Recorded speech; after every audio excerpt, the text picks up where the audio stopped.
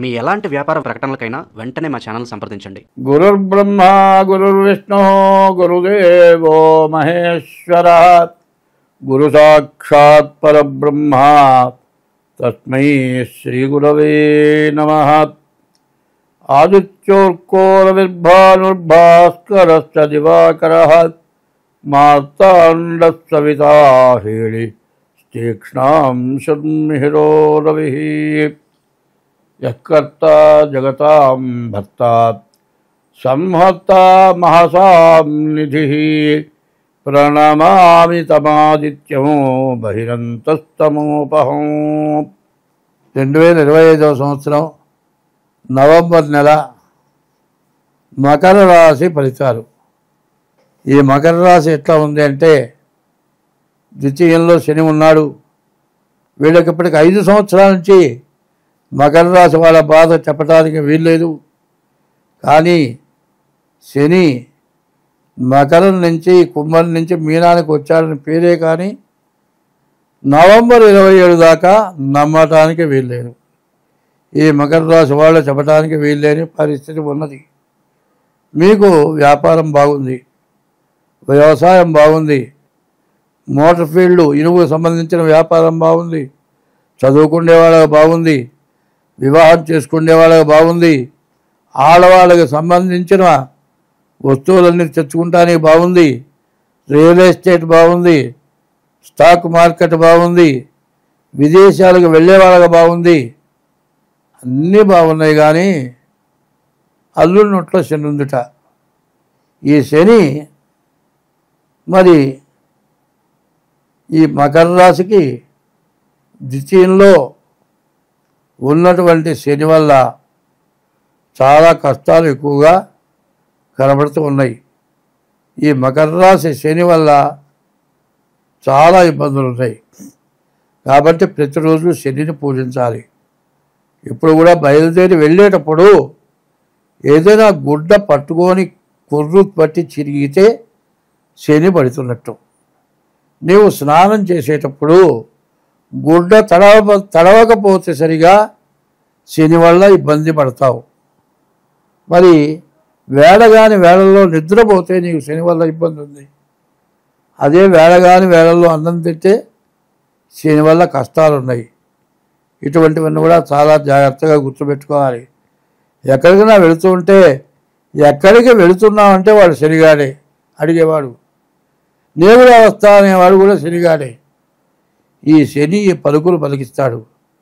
కాబట్టి ఈ మకర రాశి వాళ్ళు చాలా జాగ్రత్తగా ఉండి బాగుంది, ఈ బాగున్నది మీరు బాగుపడాలి అనుకుంటే ఈ 2 సంవత్సరాల కంటే ఈ మకర రాశి వాళ్ళు నవంబర్ 27 వరకు ప్రతిరోజు శివాలయానికి నవగ్రహాలకు ప్రదక్షిణం, శివుడికి అభిషేకం, శనికి అభిషేకం చేయించుకోండి. చీమల పుట్టలకి బియ్యపు రవ్వ పంచదార వేయండి. ఇట్లా వేస్తూ ఉంటే మీరు అన్ని విధాలా బాగుంటారు. ఇట్లా మీరు బాగుండాలి అనుకునేటట్లయితే మకర రాశి వాళ్ళు చాలా జాగ్రత్తగా ఉంటాం మంచిది. మీ డేట్ ఆఫ్ బర్త్ ద్వారా జాతకం చూపించుకోండి. 100కి 99 పాళ్ళు బాగుంది. ఒక్క పాలు ఏమవుతుందంటే, మనం పోతూ ఉన్న బండిని వెనక నుంచి ఒక్క గుద్దు గుద్దితే 2 మనుషులు ఎత్తున ఎగిరి పడేస్తే మన బండి బతుకుతావా? మనమేం గుద్దలా, వెనకవాడు గుద్దాడు. ఇట్లాంటి సమస్యలు రావటానికి కూడా అవకాశం ఉంది. నీవు చేసిన పాపం హరించుకుపోవాలి అంటే నీవు ప్రతిరోజు కూడా ఎవరికో వాళ్ళకి అంత పెట్టండి. ముందుకు ఆవుకు ఆహారం పెట్టండి. ఇట్లాంటి పనులు చేస్తే మీరు ఎప్పుడైనా ఇబ్బంది లేకుండా బాగుంటారు. తర్వాత ఈ రాశివాళ్ళు సరిగ్గా బాగుపడాలి అనుకుంటే మాత్రం మీ చేత్తో ఎవరికైనా పెట్టడం ఒకటి, నీ ఇష్టదైవాన్ని పూజించడం ఒకటి, నీ డేట్ ఆఫ్ బర్త్ ద్వారా జాతకం చక్రం వేయించుకొని దానికి తగిన దోషాలు పోవటానికి ఆ శాంతి చేయించుకోవడం చాలా అవసరం. పరిస్థితి బాగుండాలి అంటే చేసే వృత్తిలో ఒళ్ళు దగ్గర పెట్టుకొని ఉండాలి. ఇంట్లో కలహాలు పెట్టుకోకూడదు. ఇంట్లో ఎవరు ఏమన్నా సర్దుకొని వెళ్ళిపోవాలి. ఎవరితో గొడవలు పెట్టుకోవద్దు. గొడవలు వచ్చినా కూడా మీరు సర్దుకోవటం మంచిది. పైన ఇంకోటి ఏంటంటే, ఇప్పుడు శివమాలని వేస్తారు. శివమాల వేయించుకోండి. ఈ నెల మొత్తం నవంబర్ నెల అయిపోయేంత వరకు, అయ్యా నేను మాల దీక్షలో ఉన్నాను, నన్ను తిడితే మీరు ఇబ్బంది పడతారు, మీరు తిట్టినా నేనేం మాట్లాడను, మీరు కొట్టినా కూడా నేనేం మాట్లాడను అని మంచిగా వాళ్ళకి చెప్పుకొని జాగ్రత్తగా బతికితే ఎంతైనా మంచిది.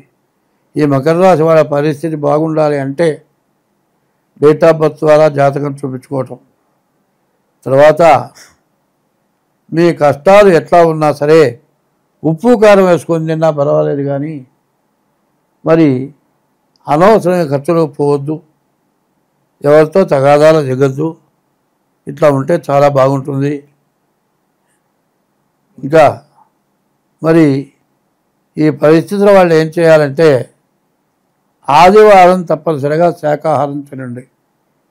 ఈ కార్తీక మాసంలో ఈ నెల మొత్తం చిన్న ఉల్లిపాయ, పెద్ద ఉల్లిపాయ అంటే ఎల్లిగడ్డ ఉల్లిగడ్డ అంటారు, ఆ రెండు తింటం మానేయండి. ఈశ్వరుడికి అభిషేకం చేయించుకోండి, అభిషేక తీర్థం తీసుకోండి. తెల్లవారుజామున సూర్యోదయానికి ముందే నిద్ర లేవండి. సూర్యుడికి ఉదయం, మధ్యాహ్నం, సాయంత్రం సూర్య నమస్కారాలు చేయండి. ఇట్లా ఉంటే మీకు అన్ని విధాలా బాగుంటుంది. మీరు ఇట్లా చేయాలి అంటే బద్ధకించకుండా తెల్లవారుజాము లేవాలి. ఇట్లా లేస్తేనే మీ పరిస్థితి బాగుంటుంది.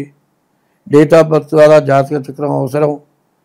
తల్లిదండ్రుల్ని హింస పెట్టద్దు. అన్నీ బాగా చేశారండి, మా అమ్మ మా నాన్న ఎదురు తిరుగుతున్నారు, వాళ్ళ మొహం చుట్టలేదంటే సరిపోదు. చిన్నప్పుడు నువ్వు ఎదురు తిరిగినా మీ అమ్మ మా నాన్న నీ మొహమే చూశారు. నువ్వు ఏం చేసినా సరే కాళ్ళు పట్టుకున్నా స్కూల్ తీసుకెళ్లారు, తిరగబోతే పడుకోబెట్టి గరాటు పెట్టి ఆహారం పోసారు. మీరు వాళ్ళకి అన్నం పెడతారని కష్టపడ్డారు. అది గుర్తుపెట్టుకోండి. వయసు ముదిరిన తర్వాత ఎట్లా ఉంటుందంటే, వాళ్ళ మనస్థిమితం లేక ఏదో మాట్లాడతారు. వాళ్ళ మాటలు లెక్క చేయకుండా ఉంటే వదిలిపెట్టమని కాదు, వాళ్ళు ఏమన్నా సరే సర్దుకొని ఉండటం. ఇట్లా ఉంటే మీకు అన్ని విధాలా బాగుంటుంది. స్వస్తి.